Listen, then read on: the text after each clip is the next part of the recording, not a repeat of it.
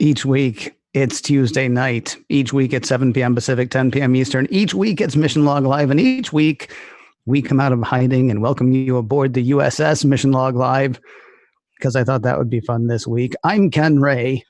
And I'm John Champion. That's right.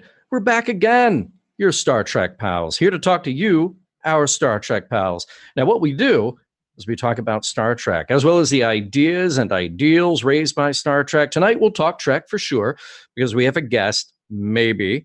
We have a guest who is not only a fan, but he's a Trek pro as well. He's Max Cervantes, and he has had a hand in Trek for a long time. He's been in front of the camera. He's been behind the camera. He's built some really cool stuff. In fact, the stuff that you want, stuff that I want, props, models, costumes, cool stuff. It's the cool stuff. And I'm not even kidding a little bit. That's pretty cool. What we want you to do, by the way, because you said cool stuff over and over again, and forgive me, I was also having an issue. And, you know, my issues, well, they're long and they're involved, and we can talk about them sometime. Hey, maybe in about 5 minutes, we'll find out.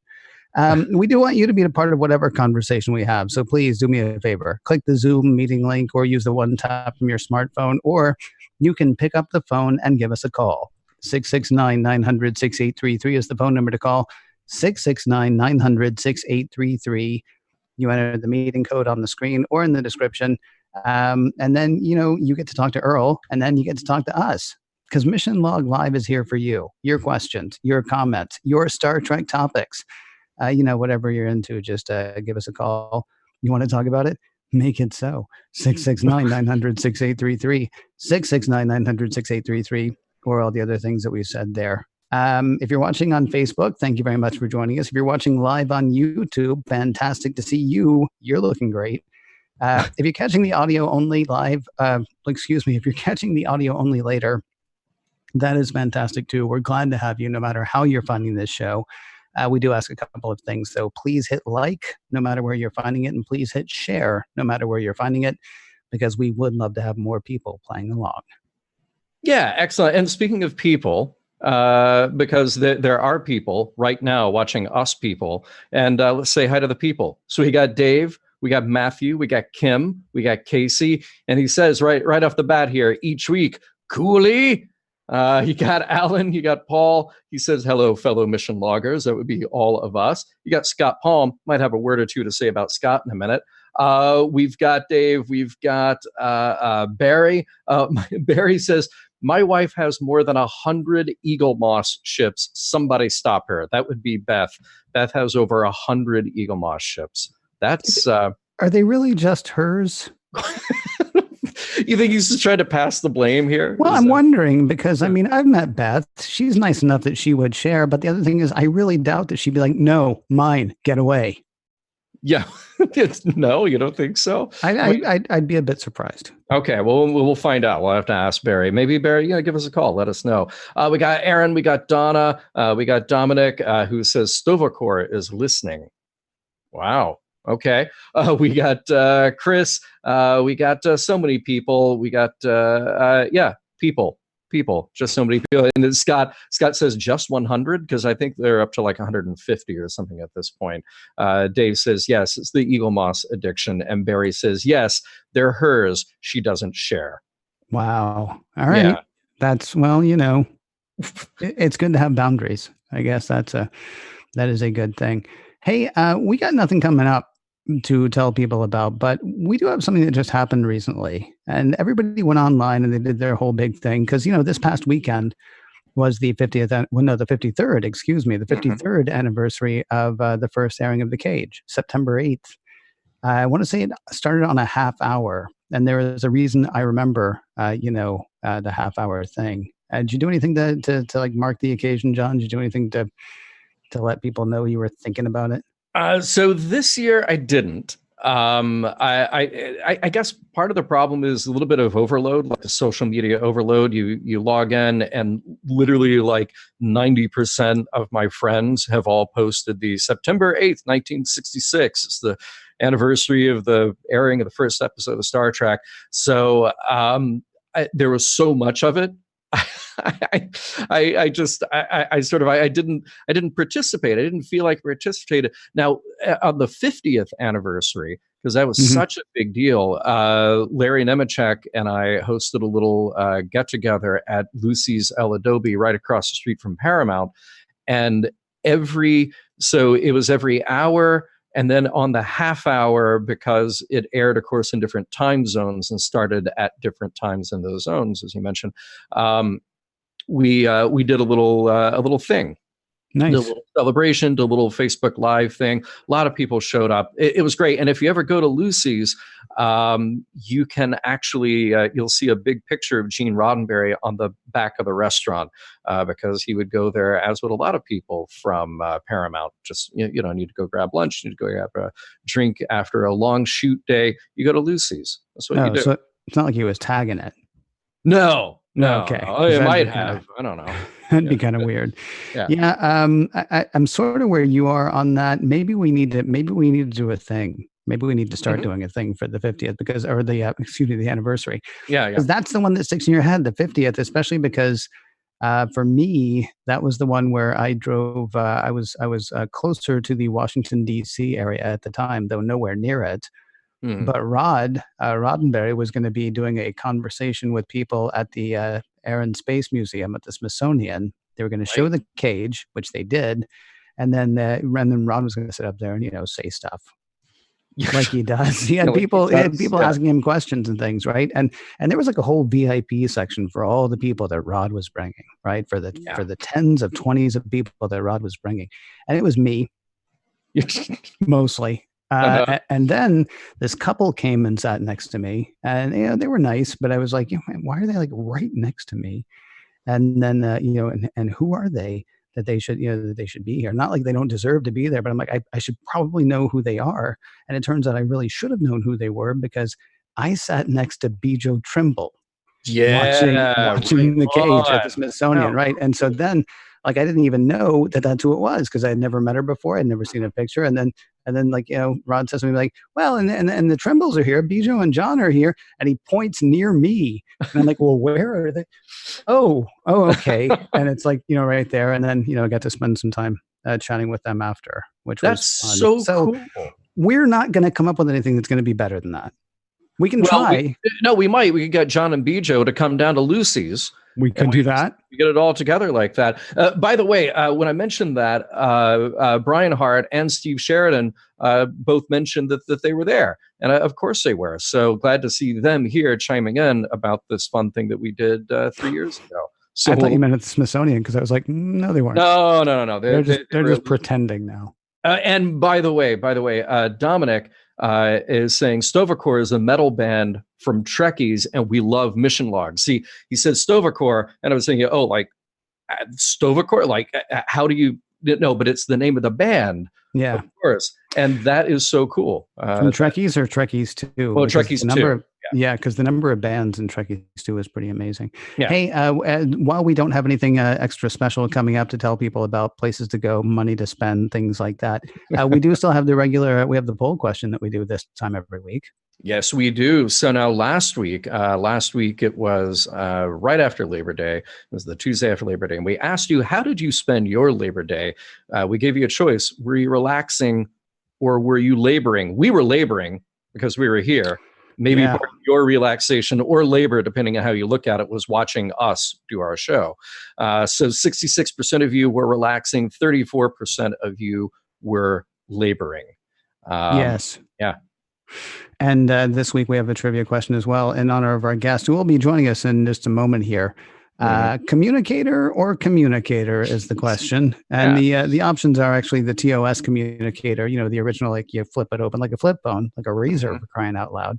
Yeah. Or are you a bigger fan of this guy right here, which is not one of the ones from Star Trek, but it might as well be, because it actually does more.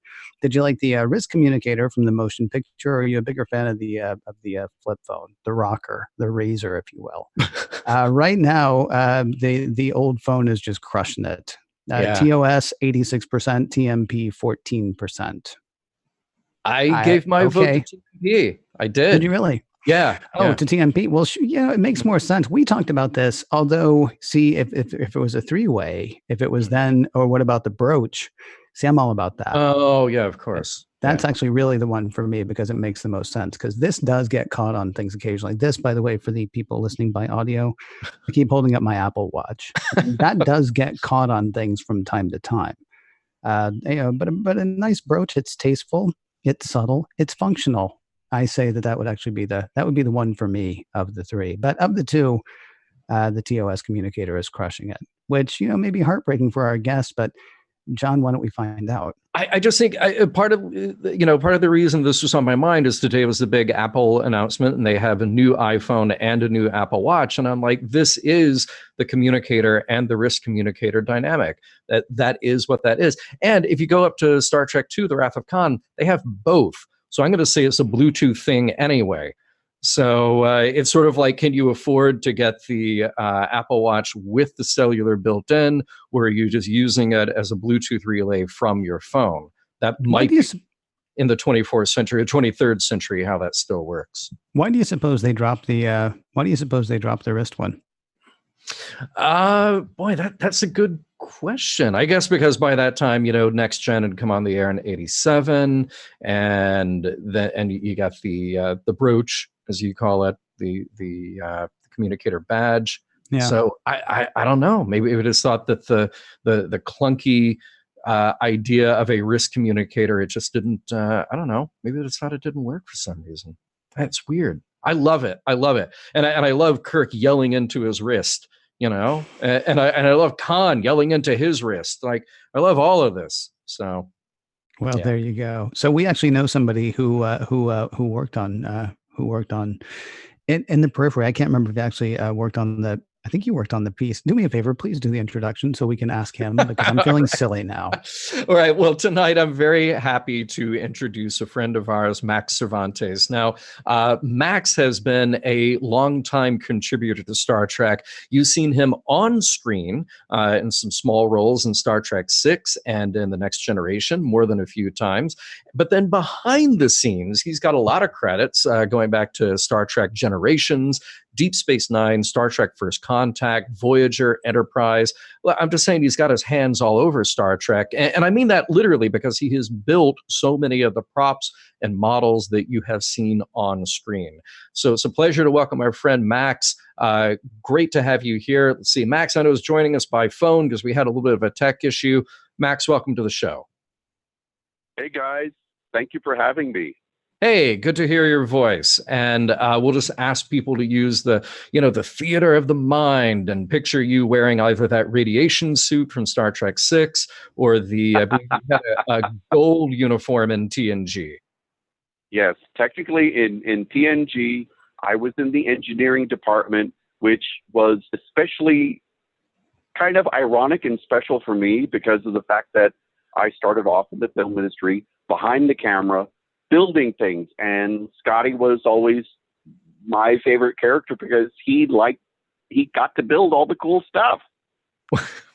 Well, so I wanted to ask you about that. Was it being in front of the camera that took you behind the scenes on Trek, or was it the other way around? No, it's actually the other way around. I started off working in the film industry back in 1984. Yes, children, there was something that happened before you were born. And I got into the film business because of my love of science fiction and Star Trek and all of that other wonderful stuff. I grew up watching The Twilight Zone, and even though I was a little kid, I barely remember seeing Star Trek in original run. I don't remember anything specific other than saying, oh my God, look at that amazing spaceship, and then I caught up with it later in the 70s when they were in the deep reruns. And I started off as most other fanboys. Going to conventions. My first convention was Equicon 76 was put on by John and Bijo Trimble, who I heard you mentioning earlier. And John and Bijo became very old, dear friends of mine. And they kind of pointed me in the direction, because of going to their conventions, I got to start to meet people in the film industry. And one of those key people I first met was a wonderful man by the name of Greg Jean, who, if your audience doesn't know who he is, shame on you, because I feel it's very important to know your film history. And when I first moved to Los Angeles, I'm here from Southern California, born and raised, but I was from out in the Riverside County area, about 50 miles east of Los Angeles. So it might as well have been out in the middle of Wyoming in comparison. And when I first moved to LA, Greg was one of the very first people to ever give me work professionally. And it was because I had met him at a convention. Hang on one second, go because ahead. I mean, you say shame on anybody who doesn't know who he is, but they're listening now. So can you and I'll be honest, myself included, because I know it's a name I know, but I can't tell you why it's a name people should know. Give people a bit of backstory there. Greg started off also as a fan back even earlier than me, and some of his earliest work was in a little known movie that some people might be able to find if you look up the title Flesh Gordon, which was kind of a heavy R-rated takeoff send-up of the old Flash Gordon serials. And Greg built a lot of miniatures and spaceships that were used in that movie, and that was when he was first starting up. But Greg, some of his most notable things I know that people out there will know him from is that Greg was the head of building the mothership for Steven Spielberg's 1941.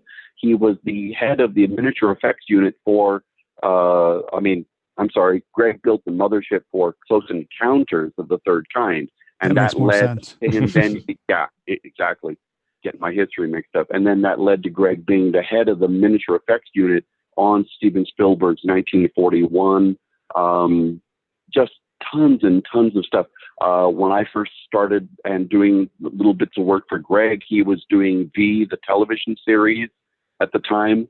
And Greg had me cast up and paint and finish like 50 of these tiny little V shuttles, and if you remember the old TV show V, the aliens flew around in these little sort of like about like minivan sized little space shuttle vehicles.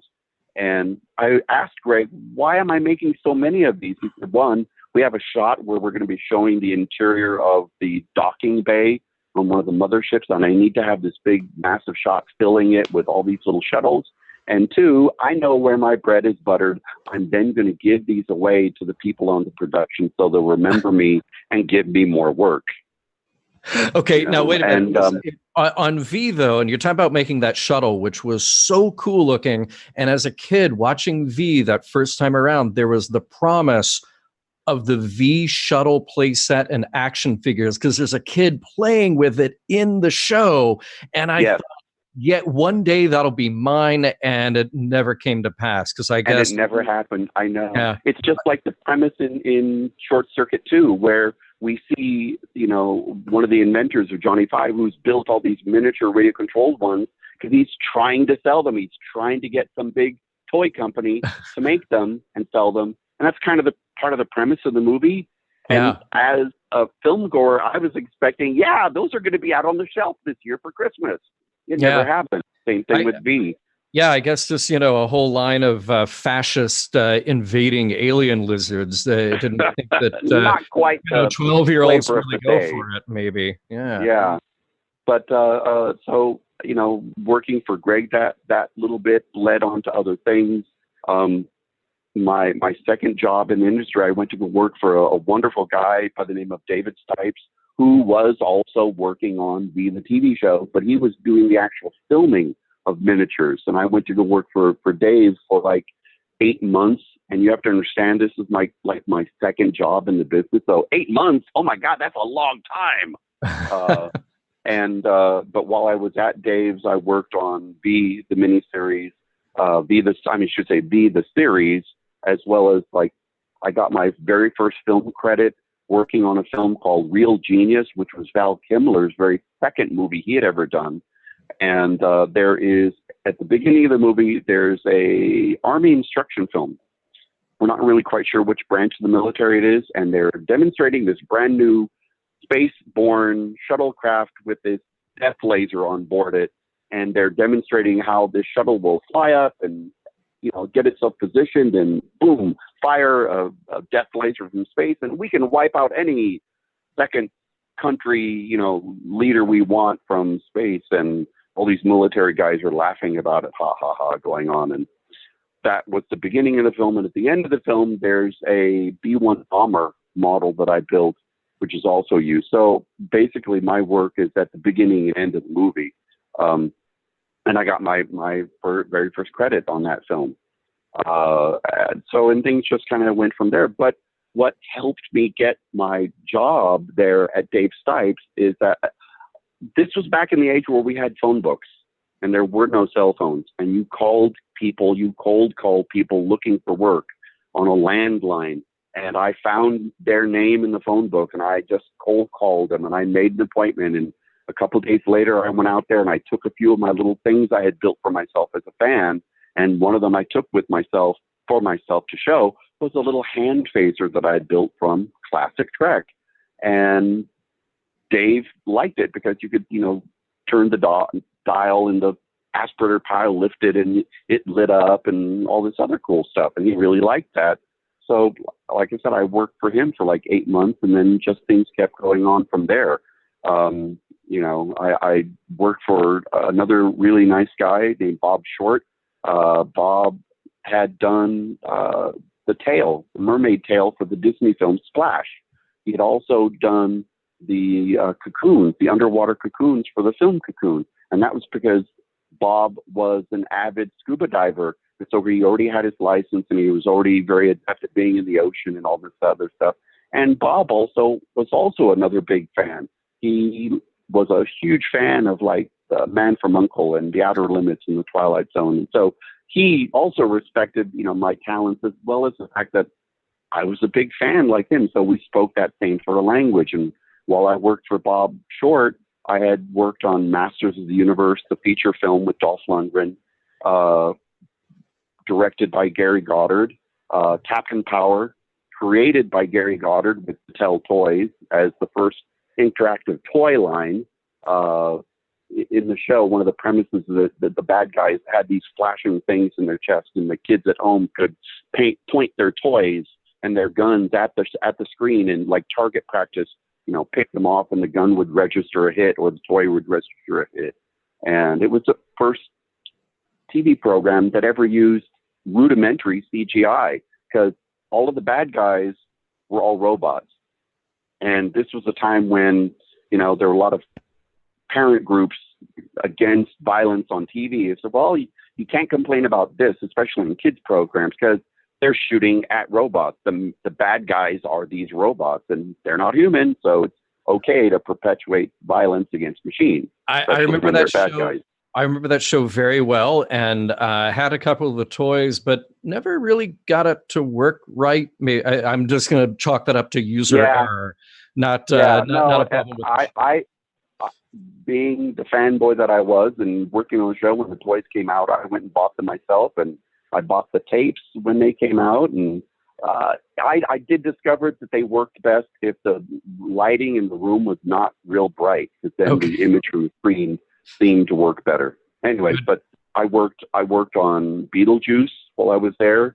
The iconic object I got to build for Beetlejuice is during that iconic scene where he finally shows up in the suit that everybody associates with Beetlejuice, that black and white striped suit, right? And he comes out and he's wearing that giant carousel on his head, and he delivers all his lines, and, he goes on. Well, I built the carousel hat for the movie. That was one of the many things that I built for it. And when I had a meeting, Tim Burton and his art director on the project, Rick Heinrich, who he's worked with on many other projects, they came to our shop, and I had a little meeting with them, and I said, well, what does it look like, and what does it have to do? And he hands me this color Xerox of literally one of his sketches. And if you've ever seen any of his sketches, they're really cool, but they're very loose. It's not like an engineering blueprint that you can just use, to work from. And so I had to ask him all sorts of pertinent questions. What is he doing? Is he walking through a doorway? Do I have to then be careful of how big the doorway is going to be and how tall the hat's going to be? And he's like, no. He's just going to be standing in a big open room, and he's going to be lifted up on a lift from out of the floor, and he's going to deliver his dialogue. I'm like, oh, great. okay, this solves a lot of my problems because then I don't have to worry about it being exactly the right size. You know, I'm worrying about he's going to walk around carrying this thing through a doorway and it has to be lightweight because he's carrying it on his head. Well, he's not really carrying it on his head. We fashioned an aluminum and fiberglass, like a backpack. So basically the carousel hat is actually mounted on an aluminum piece of aluminum bar that's bent to the curvature of the back of his neck, so you don't really notice it from the front. And all the weight's really being carried on his shoulders. And so he's basically wearing it like a backpack. And all the cables that control it are going through that thing under his shirt down to the floor. And as a bit of trivia, the next time you watch the movie, when he appears and rises up through the model as it breaks apart and he's wearing the carousel hat, think about this. I'm laying on the floor underneath the model at Michael Keaton's feet as this thing is going up past me, and I'm sitting there with the switches, turning it all on cue, because I've been told the minute he starts talking, turn everything on one by one, you know. And so turn on the hat so it starts spinning, turn on the light so it's all lit up, turn on the other motor so that the bat wings on the side of its head will stop flapping, and all this stuff. And I'm laying on the floor underneath him at his feet while all of this is happening. The magic of Hollywood. That's pretty awesome. And by the way, I'm glad that you mentioned Bob Short, because he was just our guest on the live show, and he's awesome. Amazing. I just think he's so cool, and we definitely bonded over Uncle, and only later did I discover all the other things that he had done. Hey, I want to switch gears here really quickly, because I know that you and I share a love of many science fiction properties. But I was so surprised to read that your first visit to a film set was Logan's Run. Now, I'm going to assume that it wasn't at Dallas Merchandise Mart, but rather here at MGM when they were shooting the studio stuff or the stuff on the back lot. Can you just give us a quick minute on how you got in there and what you saw? Well, what had happened is that here in the state of California, back in the day, they used to give everybody in schools standardized IQ tests. And in the third grade, I tested out with the reading and comprehension ability of a second-year college student. I would just burn through books and remember it all. And because of that, I got sent away to a private school run by the government for children who were exceptionally mentally gifted. And for the first 3 years of it, fourth through sixth grade, I had the same kids in my class. I knew who my teachers were going to be because it was all pre-set out for us. And then as I got out of elementary school and went on to junior high school, they continued the program, but it was more like you would go see a counselor every 2 weeks. And it was to make sure that you were being properly stimulated, you weren't being bored by your work and whatnot. And they would sort of like act as guidance counselors. And as this went through into high school, early on in my 11th year of high school, my counselor, my special teacher, you might say, asked me, what do you want to do when you get out of school? And I said, I love science fiction and horror and monster movies, and I love special effects stuff, and I've just read everything I can. Mind you, this is the pre-digital internet age. You're reading things like Starlog and Famous Monsters of Filmland and whatever you can get your hands on, because there wasn't anything else. And he said, I'd really like to do that. And he said, okay, well, give me a list of some of your favorite films. And I did. And he saw 2001: A Space Odyssey, of which I was old enough to see when it first came out. I was 10 years old, but my parents still let me go see it by myself with one of my best friends. And he was like, oh, okay, 2001. That was filmed at MGM. And in his own ignorance, he called MGM Studios in Culver City, California, here in Southern California, not realizing MGM was actually shot at their, at the time, London studio, which is now gone. Anyways, he called them. He asked for the effects department. He got to speak to this nice gentleman, and he explained the situation. He says, sure, I'd be more than willing to talk with your students. And next thing I know, my teacher is telling me, I've made an appointment for you. You're going to get to go to MGM Studios on December the 27th in 1976. And you're going to get to go visit the head of the effects department at MGM Studios who was this wonderful man named Glenn Robinson.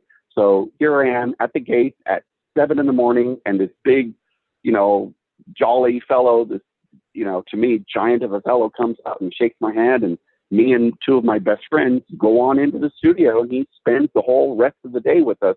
Mind you, this is 2 days after Christmas, and most of the studios are practically shut down. There's like almost nothing going on, which made it perfect, because he was able to spend the whole day with us.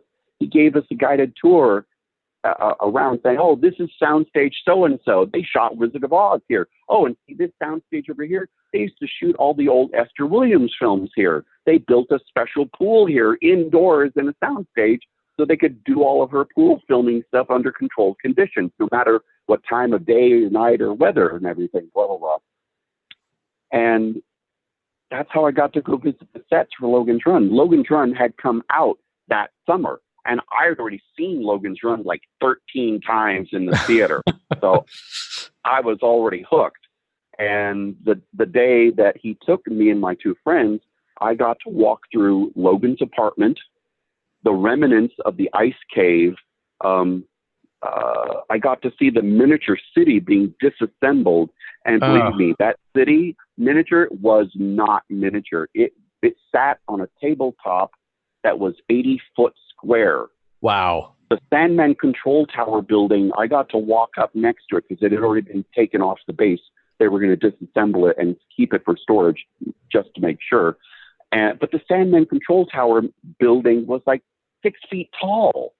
And all of this stuff, it was just blowing my itty-bitty little 16-year-old mind. And he took us to the commissary, and he said, oh, yeah, that was Lionel Barrymore's favorite booth over there, and all this awesome stuff. And I asked him, well, I really appreciate you doing this, but why? Why us? I mean, you're spending your whole day. He says, well, at first I wasn't quite sure, but the more your teacher told me about you, and he said, it just reminded me of me when I was a kid and when I first started off in the business. And he said, and I've spent my whole career here at MGM. I started here at MGM when I was only 17 years old. My first movie I ever got to work on was Forbidden Planet. Whoa. And I was like, oh my God. He said, yeah, you can imagine with the amazing stuff that they did that I've seen here. One of the other things he took us to later was the scenic department. MGM had come up and had invented a brand new way of painting scenic backdrops that nobody at that time had ever thought about. They dug a big slot in the floor, and they would have these giant cycloramas, is what we call them. It's giant pieces of muslin that the very talented people will paint backdrops on. And when you see in Forbidden Planet, those beautiful Altair 4 backdrops, those are all hand painted on canvas. And these giant canvas paintings would get lowered into this slot in the floor. This way, the painters could safely paint the parts that are up high, and then just by using a motor, raise the whole thing up. So they would always be on the floor, safely, and they could do all this amazing stuff. 2 of those paintings are still there. Mike and Denise Okuda told me, because they had an open house at Sony/MGM Studios a couple of years ago, and Mike and Denise got to see 2 of the old Forbidden Planet paintings that are still there. They rent them out occasionally. Yeah, I think that at least one of those paintings got used on Next Gen. They did, and also got used in Star Trek 4 when they're in the Starfleet headquarters. When it's all before it starts to rain really badly, if you look out the window, you can see part of the city from Logan's Run as futuristic San Francisco. Right. And then you see parts of it also getting reused on Next Gen. So yeah, you can just go rent those things. And then one of the last things he took us to is the carousel. I got to walk through the carousel set. It was still showing where it had been burned and blown up from the climax to the end of the movie. And I asked them, well, so what are they going to do with it? They said, well, they're disassembling it right now because the producers feel and the studio feels that regardless of whether they do a sequel movie or a TV show or whatever, they've got plenty of stock footage of this that they could always reuse. They don't need to keep the set up all this time. And It was a huge, huge set. I mean, and he explained to me and showed me how they got the base of the carousel to rotate, while at the same time they're lifting 18 people up on wires all at once, and have them rotate in perfect synchronization with the floor below them. So think of a couple of old-fashioned record turntables. The lower one then has a cable going off to the side with an axle going up to the ceiling, with another cable going out to another turntable mounted to the ceiling of the soundstage. And on that other turntable are all the cable mechanisms that are then lifting up all the stuntmen. 18 people all flown in the air at simultaneously. Nobody had ever done that before. He won an Oscar for Logan's Run and for King Kong that year. That's the only time somebody in the whole history of the film business has ever won 2 Oscars in the effects business, and they both went to the same person. 669-900-6833 is the phone number to call if you have a question for Max tonight. 669-900-6833, or you can use the one tap from your smartphone, or if you're on the Facebook page, click all the stuff there. Click it all. Just click it all, and eventually you will be in touch with us. John, we got a little bit of business to do here at the bottom of the hour. We do. We're going to ask everybody to hang tight for just a moment. I will make this short, but those of you who are in the chat right now and can say hi to Scott Palm, do so. Now, you know that for the last few months, we've been talking about the fundraiser that we've been doing over at GoFundMe. This is through the Pop Culture Hero Coalition, an organization that Chase Masterson set up. We have been helping to raise money for Scott's heroic initiative. Now, that initiative is to allow Scott to go into schools and not only reach kids who have serious physical disabilities, but their peers as well, with some very important and very Star Trek ideals about inclusion and diversity and self-empowerment. Now, we actually came to the end of the fundraiser. We actually hit our goal, and then we exceeded our goal, which was very exciting. By the way, just a handful of shout outs. Shout out to my dad. Shout out to Ken's mom. Shout out to listeners of macOS Ken. And special shout out to Mission Log listener Vicki Wells, who actually put us over the top. She's the one who got us past our initial goal, or right up to our initial goal amount. Now, because we've exceeded that goal, and we're going to keep it up for just a little while longer, not long at all, but we want to see how much we can possibly get, because the Roddenberry Foundation is matching dollar for dollar every bit that we can raise. So thank you to the Roddenberry Foundation. In order to participate, all we want you to do is either go to facebook.com/missionlogpod or twitter.com/missionlogpod, and the posts that are pinned to the top of the page in both places, that will take you directly to the GoFundMe page for Scott. So you click on those. Even if you donate $1 or $2, that gets doubled by the Roddenberry Foundation. And if you can't donate $1 or $2, just share that link, because every bit of attention that we get will definitely go a long way. So thank you to everybody who has donated so far. There's only just a few days left. We will be making a final announcement very soon. And thank you to Scott. And we can't wait to see this program get launched in schools very soon. 669-900-6833 is the phone number to call. 669-900-6833, or you can use the one tap from your smartphone or the links on the Facebook page. Max, we've talked a lot about a lot of different science fiction stuff just in this conversation, but I know you just bumping into you at Star Trek things. The last day of the Discovery exhibit at the Paley Center, I bumped into you there. I've seen you at Star Trek Las Vegas. I mean, as great and neat and as envious as I am that you got to walk around the set of Logan's Run, as cool as the rest of this stuff is, it seems that Star Trek has a special pull. I'm curious. Talk to me about what Star Trek specifically, what that means to you. Well, I would have to say that as much as I love all these other science fiction programs and such, Star Trek is my heart. Star Trek is where I live. I had somebody say to me, it's like, well, out of all these different shows and movies and stuff you love, if you had to pick one of them to live in, which one would it be? And I said, but hands down, no problem. No, that's an easy answer. It would be Star Trek, because Gene Roddenberry and everybody associated with Star Trek, they gave us this wonderful vision where I get treated as equal, not because I'm a minority, because I'm Mexican American, not because of my sexuality, because I'm openly gay, but just because I'm a damn human being. I'm a sentient being, whether I be Vulcan, Romulan, Andorian, Tellarite, Klingon, whatever. But I get treated as equal just because I am. And it's that sort of ideal of why I love Star Trek so much. You know, somebody said to me, it's like, but don't you love Star Wars? It's like, yeah, I do, but it's just fun. But I don't want to live in a society where some old guy can walk into a bar and because he gets into a fight with someone can cut somebody's arm off and just walk away scot-free. And there's entirely too much sand in Star Wars. That's the other thing. I don't need that in my life. Yeah. And they still have slavery. And, right. And even the Empire under the rebels, they're not doing anything about that because it doesn't affect them.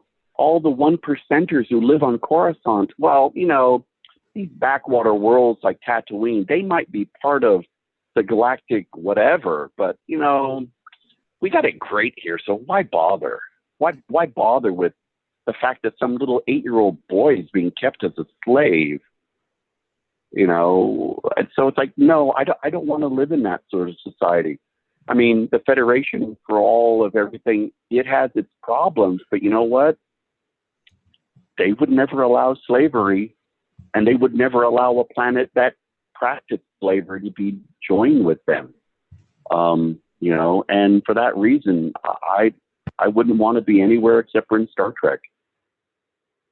669-900-6833 is the phone number to call. 669-900-6833, or you can use the one tap from your smartphone, or as I said before, whatever the links are on Facebook. And I'm not on Facebook right now. I'm sorry. I would tell you exactly where to go, but Facebook has like 1 billion people.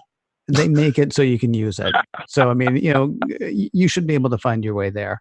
I know Craig has actually found his way to us this evening. Good evening, Craig. Good evening. Hello, John and Ken. Good evening, Max. I have a couple of questions, but first, regarding that conspiracy episode that you had, you have to shabam it, where you get the witness, you get the evidence, and then you do the experiment. You know, yeah. You shabam that thing. And then last weekend was great. Was fascinating talking to the gentleman hanging out at Paramount, very similar to what Max is here. Max, you're blowing my mind.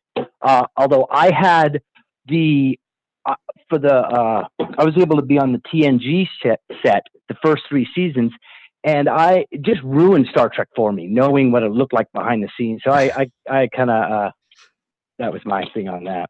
Oh no! But your question, Max. My question for you regarding any of your works of art, you know, that you've created.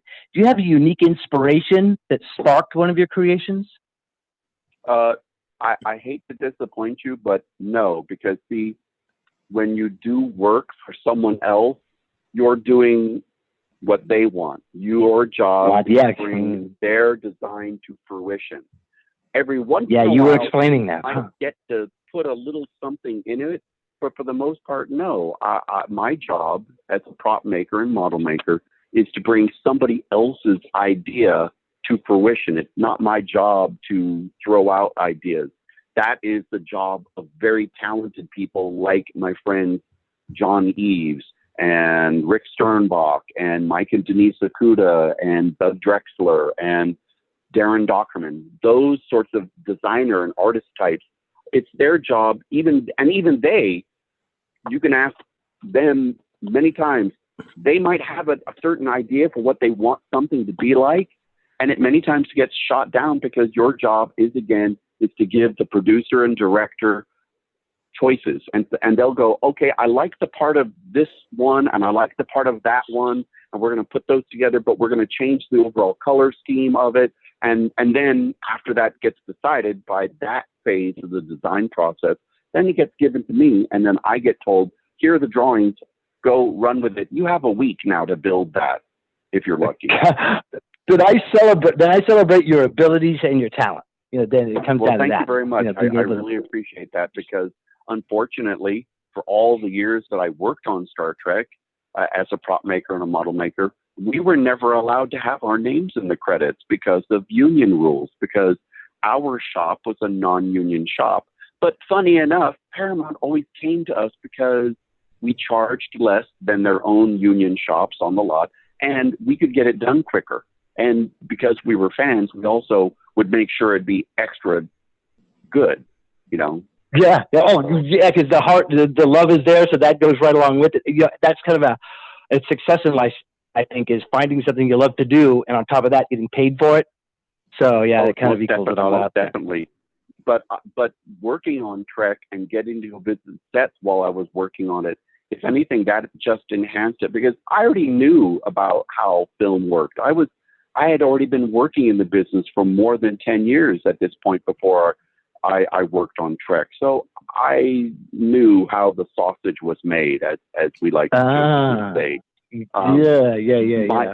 But one of my best memories of working on Next Gen as an extra was on my very first day. I'm standing around very, very nervous in costume. It is 7 a.m. I'm nervous as all hell, and I'm standing around trying not to fanboy on the fact that I am standing here in uniform, and I'm going to get to be on camera on something that has meant more to me than anything else I can think of in my life. And trying not to look nervous, I'm looking at a paper diagram that's taped up on the wall of the backside of one of the sets. So it basically tells people, here's the bridge, here's 10 forward, here's the docking bay, here's where the transporter room is, here's where the main medical is. And I'm just standing there looking at it, trying not to be nervous. And all of a sudden, I see coming up along my right-hand side is Jonathan Frakes. He just walks over, and he stops, and he looks at me, and he takes a couple of steps backwards towards me, and he puts his hand out, and he goes, "Hi, I'm Jonathan. You're new here, aren't you?" And I nervously put my hand out, and he shook my hand, and he's like, "Well, don't be nervous. Everybody's had a first date sometime. You'll be fine. Just don't be nervous. And if you have any problems, just come find me." And I'm like, "Oh my God, that is so nice," because he's one of the stars. He did the same to me.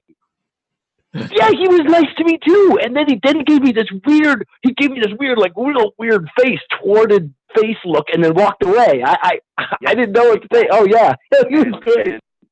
And after that, whenever between takes, normally if we weren't needed, the extras get shushed off to one side to where they had a room set up for us to go sit and wait until we were needed. And they called it the green room. Well, the only thing green about it was the paint on the walls. Because basically there was a bunch of old beat up couches and chairs, and you just sat there bored out of your brain.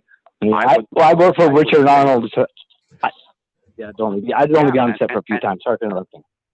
No. And so I was deeply entrenched in the whole filmmaking process. So I would just pull up a box and just sit and quietly watch everything going on, because I just love the filmmaking process. And to this day, like I said, between takes, I would always sit and hang out nearby or listen to Jonathan's stories or Michael Dorn, because they were the two nicest, most friendliest people who couldn't care less about the fact that they're stars on this big hit show. And they just treated everybody super nice, and I love that. And the professionalism on the set and everything is just great. Oh, yeah. Anyway, so thank you. It was wonderful talking to you. Oh, you're very welcome. Thank you. Hey, Thanks Craig, thank you for calling in tonight. Really appreciate it, man. Hey, I got a question for Max here in just a minute, but I want to remind people really quickly about another thing that we remind people about, and that is, of course, all of the different podcasts available on the Roddenberry Podcast Network. You can find them all at podcast.roddenberry.com. The Trek Files made its triumphant return this week after the special episode last week. Now the Trek Files is back in action. So I believe season 4. Is that correct, John? We are in season 4, believe it or not. There you go. Yeah, they'll be through all of Gene Roddenberry's files in like 100 years because there's really that much. So don't feel like you've missed everything. You can always go back and listen because they're short dives into the historical documents that are housed over at Roddenberry Entertainment. So that's one to check out. Of course, Priority One, that's the magazine show that sort of does like Star Trek news and discussion. Though you got your Mission Log Live, Shabam, and of course, daily Star Trek news. Did I miss anything? I think that's it. I think you hit them all. Yeah. Did you say Women at Warp? I did not say Women at Warp. Thank you. I did miss one. That's right. Yeah. Star Trek through a feminist lens, or feminism through a Star Trek lens. You listen and decide for yourself, why don't you? And then, like I say, daily Star Trek news. It's daily. It's Star Trek news. What's not to love? Place to find all of it, podcasts.roddenberry.com, or if you're in a hurry, podcast.roddenberry.com. Works the same way. Yes, and again, save the last S for savings, I guess is what they used to say on the mattress commercial. On the mattress, yeah. Yeah, 669-900-6833 is the phone number to call, 669-900-6833, or use the one tap from your smartphone, or click through the links on Facebook, and you'll be on with us. Max, you dived right in there without me expecting it into the Star Wars versus Star Trek thing, so I'm not afraid now to ask you this one. Sure. Practical effects versus CGI. Well, of course, I started in the age of practical effects. I love practical effects, but I'm also not so ignorant as to also being able to acknowledge that they have their limitations. But CGI is such a wonderful tool, and you can do so many amazing things with it. But again, it should be treated like any tool. You have, like Scotty would say, you have to pick the right tool for the right job at the right place. And sometimes a practical effect is much easier and faster and cheaper. And sometimes it's just better to do it with CGI. And the best effect, I think it was Ray Harryhausen who said, the best effect is one that you don't notice was an effect. You shouldn't watch something and go, oh my God, that was a great effect, because the effect shouldn't pull you out of the storyline. So to me, the best is the melding of both. The best effects is a melding of both. If you can do it with a model, I love seeing practical effects being done. And then you go back in and you sweeten it up with a little computer work here and there. The new Dark Crystal program, Age of Resistance, is amazing for that reason, because they're using old school Muppets, and then they're going back in and tweaking them a little bit, and the backgrounds are CGI with real models, and it's a wonderful showing of what you can do with both of them. Very cool. Hey, some questions that are coming in from the chat here. Chris asked, can you just please name check some of your Trek creations, some of the props or models that you worked on? He would love to know. Well, on Trek, there was not so much models, because by that time I was mostly doing hand props. I started working on Next Generation in the middle of the 5th season, and that was because from the middle of the 4th season to the middle of the 5th season, that's when I did my tour of duty of working as an extra on Next Gen. And so I was in Next Gen as an extra from the first episode I did was The Nth Degree, which is a great Dwight Schultz Barkley episode, all the way to the middle of the 5th season. And I think the last episode I did was The Game. That was that really nice episode for Wesley. And then in between then, in the hiatus between season 4 and 5, is when they shot Star Trek 6. And because the same guy at Central Casting was then given the job to do all the extras casting for Star Trek 6, he just said, well, all of you people are familiar with the way the Star Trek people work. I'm just going to, if it's okay with you, I'm just going to put you all up and you can all be extras in Star Trek 6. So you have some work during the hiatus. And I ended up being an extra in Star Trek 6, and completely, that's how life is in the movie industry, random. I only worked on Star Trek 6 as an extra for 2 days. But one day, I was a Klingon extra in the courtroom scene on Rura Pente. And I'm wearing a full over-the-head mask, so you can't tell me from anybody else. But in the other day, I was a Starfleet extra. And I had already gone in for a fitting for one of those white radiation jumpsuits that were around all the way from the beginning of motion picture. And we were there on the day we were going to shoot, and I'm getting on my white radiation jumpsuit, and I'm seated, putting on my boots, and in comes Michael Dorn to come get suited up. And he recognized me, and he came over and he said, "Hi, hey, Mike, how you doing? I see you, they roped you in for this one too." And I kind of just shrugged my shoulders and said, it's money. It's money. And he laughed and he walked away. And all the other extras turned and looked at me like, "Well, who the hell are you that a principal comes over to you and talks to you?" And I just kind of shrugged my shoulders and I said, "I've been working on Next Gen as an extra, that's all. I'm nobody special." He just recognized me and was being polite. Anyways, and so later in the day, the first half of the day, I didn't get picked for anything. And I'm like, oh, well, I got paid for the day. It doesn't matter. And then after lunch, we come back, and the second assistant director is the person on set who is responsible for looking after and basically corralling all the extras, the background people. And because that way it leaves the director to be able to focus on getting the shot he wants and the performance out of his main actors and everything. And she came over and she looked at us and she goes, "Okay, you and you, come with me." And she walked us into main engineering, which was the main engineering set from Next Gen, but it's been slightly retrofitted to kind of look a little bit more like, the original Trek period, kind of. And she gave us our marks. And if everybody's familiar with the way the engineering set is on Next Gen, there's that curved plexiglass wall, which is basically like Geordi's little sort of like office space. And there's a console behind the curved wall. She gave me my mark, which is where you stand. They mark it by putting pieces of white tape on the carpet. And she said, "Okay, you stand here, you here, you here, here." I'm like, "Oh, great. I'm never going to get seen here because I'm behind the plexiglass wall and I can see the cameras sitting out there right next to the warp core." I'm like, "I'm never going to get seen here."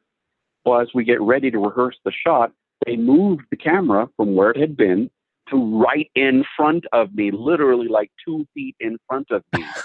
And I'm like, "Oh my God, this is awesome. I'm going to get seen." And then they get ready to rehearse the shot. And I noticed there's still a set of marks on the floor that are red that nobody's come to take yet. And in comes Jimmy Doohan in his full Scotty regalia. And he's standing right next to me. And my little Star Trek fanboy is trying not to explode from everything in my mind going, Scotty's my favorite character. I'm getting to stand next to Scotty in the movie. Scotty is my favorite character. I'm getting to stand next to Scotty in the movie. And they go and shot the scene, and the scene starts with the camera turned around, looking at the warp core. And Nicholas Myers does wonderful camera work, for limited budget and everything. He does this great shot where he follows the warp core down, follows an extra across the set, and then the camera pans from person to person to person. And I'm the last person the camera comes to before it then starts to move off of me, and it continues and ends up on Scotty. That shot was done 13 times. They never like doing things 13 times because it's a long, complicated shot. And unfortunately, the guy who was standing next to me, he had been told to have his head tilted way down.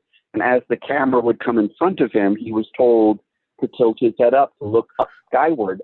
But he couldn't see the camera because he had his head tilted down. So to get the timing right, just because of him, we shot it 13 times. And you could kind of see on the rest of the crew behind the camera, they were getting kind of, shall we say, annoyed, is a polite way of putting it. And finally, somebody told the extra standing next to me, they said, "Look at the shadow on the floor. You can see the shadow of the camera, right?"